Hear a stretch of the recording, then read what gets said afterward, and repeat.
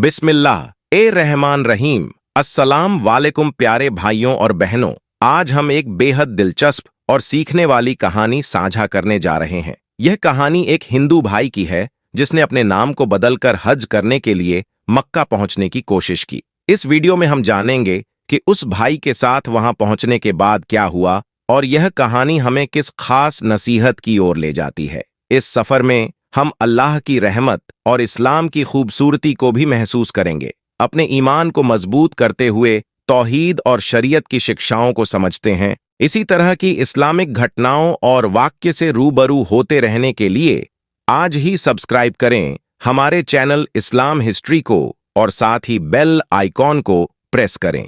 दोस्तों, जैसा कि आप सब जानते हैं, सऊदी अरब के मक्का और मदीना शहर में गैर मुसलमानों का जाना मना है। इन दोनों शहरों में हिंदू लोगों को जाने की इजाजत नहीं है और यहाँ पर उनका जाना सख्त मना है। अगर कोई गैर मुस्लिम शख्स किसी गलत तरीके से मक्का और मदीना में जाने की कोशिश करता है तो उसके साथ क्या होता है, यह जानकर आपके भी रोंगटे खड़े हो जाएंगे। आज की इस वीडियो में हम आपको रोहन नाम के एक शख्स की कहानी बताएंगे जो अपना नाम बदलकर मक्का और मदीना पहुंच जाता है, लेकिन वहां पहुंचने के बाद उसके साथ जो कुछ भी होता है उसे देखकर आप हैरान और परेशान हो जाएंगे। यह वीडियो आपको सोचने पर मजबूर कर देगा। इंशाअल्लाह इसे देखने के बाद आपकी इस्लाम के लिए सोच बदल सकती है। चलिए दोस्तों, शुरू करते हैं। दोस्तों, मक्का और मदीना मुसलमानों के लिए दुनिया की सबसे पाक और साफ जगहें मानी जाती हैं। इन्हें जन्नत का दरवाजा भी कहा गया है। यही वजह है कि हर मुसलमान अपनी जिंदगी में एक बार मक्का और मदीना में जाने की ख्वाहिश रखता है और वहां जाकर हज अदा करना चाहता है। यह वही स्थान है जहां से इस्लाम धर्म की शुरुआत हुई थी और हर साल लाखों मुसलमान यहां अपने रब को राजी करने और अपने गुनाहों की माफी मांगने के लिए पहुंचते हैं। हालांकि जैसा कि आप जानते हैं, मक्का और मदीना में सिर्फ मुसलमानों को ही जाने की इजाजत है। यहां पर गैर मुसलमानों का जाना सख्त मना है। इसका मतलब यह है कि मक्का और मदीना की हदों में मुसलमानों के अलावा कोई भी प्रवेश नहीं कर सकता। यही बात इन पाक शहरों के लिए लोगों की हिरस को और बढ़ा देती है। इसी बात को देखते हुए कुछ लोगों का कहना है कि मक्का और मदीना में कुछ गलत काम होता है। वे यह भी कहते हैं कि मक्का में कोई ऐसी चीज रखी गई है जिसे मुसलमान लोग दुनिया के दूसरे धर्म के लोगों से छुपाते हैं। लेकिन हम आपको बता दें कि ये दुनिया की सबसे पाक और साफ जगहें हैं। यहां पर कुछ गलत होना तो दूर, कोई गलत काम करने के बारे में सोच भी नहीं सकता है। यहां पर सिर्फ और सिर्फ सच्चे दिल से अल्लाह की इबादत की जाती है और अपने अपने गुनाहों की माफी मांगी जाती है। फिर भी कुछ लोग चाहे कितनी भी बार समझा दें, वे इस बात को मानने के लिए बिल्कुल भी तैयार नहीं होते हैं कि मक्का और मदीना में कुछ गलत नहीं होता। इसलिए वे कुछ गलत तरीके से मक्का और मदीना में जाने की कोशिश करते हैं और कोई न कोई गलत रास्ता अपनाकर वहां घुसने की कोशिश करते हैं। लेकिन ऐसे लोगों को यह नहीं भूलना चाहिए कि इस्लाम अल्लाह का बनाया हुआ धर्म और दीन है। मक्का और मदीना में जो भी नियम और सिस्टम बने हुए हैं वह भी अल्लाह के ही बनाए हुए हैं। इसलिए जो लोग गलत तरीके से मक्का और मदीना में जाने की कोशिश करते हैं, अल्लाह उन्हें कभी भी कामयाब नहीं होने देता। इतना ही नहीं, आज तक जिसने भी गलत तरीके से अपना नापाक इरादा लेकर मक्का और मदीना में घुसने की कोशिश की है, वह कभी भी काबा शरीफ की इमारत तक नहीं पहुंच पाया है। ऐसे लोगों को या तो सऊदी अरब की पुलिस पकड़ लेती है या फिर अल्लाह की कुदरत खुद ही ऐसे लोगों का हिसाब किताब कर देती है। अब हम आपको भारत के केरल के रहने वाले रोहन नाम के एक ऐसे शख्स की कहानी बताते हैं जिसे सुनकर आपको इस्लाम धर्म की सच्चाई का पता चलेगा। आपके दिल में जो इस्लाम को लेकर गलतफहमियां बनी हुई हैं वह भी दूर हो जाएंगी। दोस्तों, भारत के केरल का रहने वाला एक शख्स था जिसका नाम रोहन था। वह पिछले 20 सालों से सऊदी अरब के रियाद शहर के मलज इलाके में एक ऑफिस में काम करता था। रोहन 20 सालों से अपने एक मुस्लिम दोस्त फराज मोहम्मद के साथ रह रहा था। रोहन अपने मुस्लिम दोस्त के साथ रहने की वजह से इस्लाम की तरफ काफी मुतासिर हो गया था। उसे इस्लाम धर्म बहुत अच्छा लगने लगा था। इसी वजह से जब भी रमजान का महीना आता तो रोहन पूरे महीने रोजा रखता, अपने मोबाइल में कुरान की तिलावत सुनता रहता। यह सब करके रोहन को बहुत सुकून मिलता था। आप यूं समझ लें कि रोहन अल्लाह के पैगंबर हजरत मोहम्मद सल्लल्लाहु अलैहि वसल्लम के बताई हुई रास्ते और तौर तरीकों से बहुत ही ज्यादा मुतासिर हो चुका था। उसे मुसलमानों का तौर तरीका काफी पसंद आने लगा था। इसी वजह से रोहन ने अपने मन ही मन में इस्लाम धर्म को कबूल भी कर लिया था।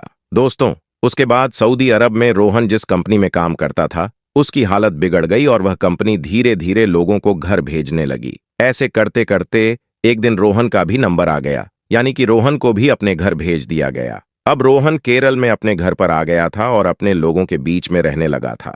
लेकिन अब रोहन को अपने लोगों का तौर तरीका बिल्कुल भी पसंद नहीं आ रहा था। उसे यहाँ पर घुटन सी महसूस होने लगी थी। अब रोहन यहाँ पर दिल ही दिल में अल्लाह की इबादत करता और दुआ करता रहता था कि अल्लाह कोई ऐसी सूरत निकाल दे कि वह वापस सऊदी अरब चला जाए। लेकिन उसकी उम्र ज्यादा होने की वजह से अब उसका दोबारा वीजा भी नहीं लग रहा था। आखिर में उसने अपनी चुप्पी तोड़ी और सबके सामने इस्लाम धर्म को दिल से कबूल कर लिया और अपने घर में ही अल्लाह की इबादत करने लगा, नमाज पढ़ने लगा। रोहन के इस काम को देखकर उसका समाज बहुत ही ज्यादा नाराज हुआ। उन्होंने उसे अपने समाज से बेदखल कर दिया, यानी कि उसे अकेला कर दिया। लेकिन याद रखिए, जो अल्लाह की राह में चलता है, अल्लाह उसकी मदद जरूर करता है। रोहन इस बात को अच्छी तरह से जानता था, इसलिए उसे अपने अल्लाह पर पूरा भरोसा था कि अल्लाह उसकी इस मुश्किल को जरूर दूर कर देगा। दोस्तों, हम आपको बता दें कि मुसलमान बनने के बाद रोहन ने अपना नाम बदलकर अहमद रख लिया था और उसने फिर अहमद के नाम से ही अपना दूसरा पासपोर्ट भी बनवाया था। इस्लाम कबूल करने के बाद रोहन अहमद एक सच्चे मुस्लिम की तरह 5 वक्त की नमाज भी पढ़ने लगा था और इस्लाम की दी गई नसीहत पर भी चलने लगा था। एक दिन रोहन फज्र की नमाज पढ़कर अल्लाह से दुआ मांगने लगा। या अल्लाह, मैं आपका घर मक्का और मदीना की जियारत करना चाहता हूँ। या अल्लाह, मैं हज करना चाहता हूँ। अब मैं हमेशा हमेशा के लिए वहीं पर रहना चाहता हूँ। यहाँ पर मैं घुटन महसूस करने लगा हूँ। या अल्लाह, मेरी इस ख्वाहिश को पूरा कर दें। इस तरह से रोहन ने अल्लाह से गिड़गिड़ा कर दुआ मांगी। अल्लाह ने रोहन की इस दुआ को कबूल फरमाया और कुछ दिनों में रोहन का वीजा लग गया। रोहन उर्फ अहमद हज करने मक्का मदीना पहुंच गया। अब उसने अपने मन ही मन में यह इरादा कर लिया था कि वह जितने भी दिन जिएगा वह वहीं पर रहेगा, यानी कि उसने सोच लिया था कि वह अपनी आखिरी सांस तक मक्का और मदीना में ही रहेगा। वह अल्लाह के इस पाक घर को छोड़कर वापस नहीं आएगा। यही सोचकर उसने इंडिया से अपने साथ अपना कफन भी ले लिया था। उसके बाद रोहन उर्फ अहमद मक्का पहुंचकर उम्राह किया और फिर वहां से मदीना चला गया। वहां पर भी वह कुछ दिन रुका। यहां पर भी वह अल्लाह से यही दुआ मांगता रहता था, या अल्लाह, मैं तेरी प्यारी महबूब की बारगाह में आया हूं। अब मैं यहां से वापस नहीं जाना चाहता हूं। या अल्लाह, मेरी दुआ कबूल फरमा। अल्लाह ने उसकी इस दुआ को भी कबूल फरमाया। जब उसका वापस आने का वक्त करीब आ गया तो एक दिन सुबह फज्र के वक्त में वह नमाज पढ़ रहा था। उस दौरान रोहन उर्फ अहमद जैसे सजदे में गया तो अल्लाह की कुदरत से उसके साथ कुछ ऐसा हुआ कि वह वापस सजदे से उठ नहीं सका। उसके सजदे की हालत में ही मौत हो गई और रोहन उर्फ अहमद को वहीं पर दफना दिया गया। अब दोस्तों, आप खुद ही सोचिए, एक गैर मुस्लिम जो कि जन्म से इस्लाम के साथ पैदा नहीं हुआ था, लेकिन इस धर्म की खूबसूरती ने उसे एक सच्चा मुसलमान बना दिया। उसने अपनी आखिरी सांसें भी मक्का और मदीना जैसी पाक जगह पर ली और मदीना की पाक मिट्टी भी उसे नसीब हुई। इससे यह बात साफ हो जाती है कि खुदा अपने बंदों से बेपनाह मोहब्बत करता है। अल्लाह अपने किसी भी बंदे को अपनी रहमत से महरूम नहीं करता है। तभी तो अल्लाह ने रोहन उर्फ अहमद की इस ख्वाहिश को भी पूरा कर दिया और पूरी दुनिया के सामने रोहन को एक मिसाल के तौर पर पेश कर दिया। अब दोस्तों, जो लोग इस्लाम धर्म को गंदा समझते हैं और इस्लाम को बुरा भला बोलते हैं, उम्मीद करता हूं कि ऐसे लोग इस वीडियो को देखने के बाद अपने सोच को बदल देंगे और इस्लाम धर्म की खूबसूरती को समझ लेंगे। इस्लाम, जिसे हम दीन इस्लाम के नाम से जानते हैं, वास्तव में शांति, दया और इंसानियत का संदेश देता है। इस्लाम में अल्लाह की ओर से भेजे गए पैगंबर हजरत मोहम्मद सल्लल्लाहु अलैहि वसल्लम ने हमें एहसान और इंसानियत का पाठ पढ़ाया। जब हम इस धर्म की मूल बातें समझते हैं तो हमें पता चलता है कि यह केवल एक आस्था नहीं बल्कि एक जीवन जीने का तरीका है। कई बार कुछ लोग अपनी गलतफहमियों के कारण इस्लाम को बुरे रूप में देखते हैं, लेकिन अगर हम इसे गहराई से समझें तो हमें पता चलेगा कि इस्लाम ने हमदर्दी, सहानुभूति और एकता की बहुत बड़ी सीख दी है। हमारे प्यारे पैगंबर सल्लल्लाहु अलैहि वसल्लम ने हमेशा मिसाल पेश की है कि कैसे हम एक दूसरे के प्रति प्यार और सम्मान के साथ रह सकते हैं। हमें यह भी याद रखना चाहिए कि कुरान में अल्लाह ने हमें दूसरों के धर्मों का सम्मान करने का आदेश दिया है। जब हम एक दूसरे की धार्मिक मान्यताओं को समझेंगे और उनका सम्मान करेंगे, तभी हम एक बेहतर और अधिक शांतिपूर्ण समाज बना पाएंगे। याद रखें, किसी को भी किसी के धर्म की बुराई नहीं करनी चाहिए। वीडियो पसंद आई तो ऐसी वीडियोस और देखते रहने के लिए चैनल को सब्सक्राइब जरूर करें। तब तक के लिए अल्लाह हाफिज।